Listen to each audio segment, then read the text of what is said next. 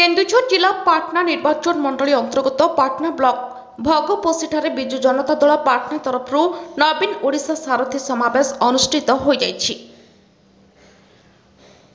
पाटना निर्वाचन मंडली बिजु जनता दल पक्षरु आयोजित एही समावेश रे अतिथि भाव में पाटना निर्वाचन मंडलीर पर्यवेक्षक डॉक्टर हरीश चौधरी, संयोजक कानन बिहारी पही,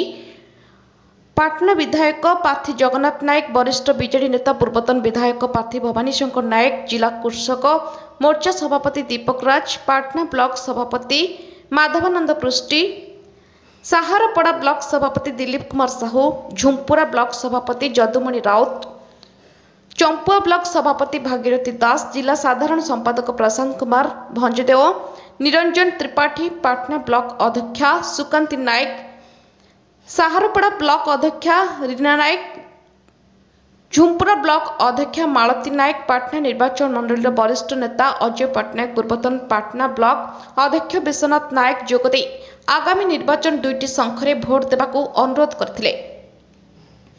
एही अवसर में पाटना निर्वाचन मंडल 56टी पंचायत समस्त सरपंच, नायब सरपंच और वार्ड मेंबर माने उपस्थित थिले।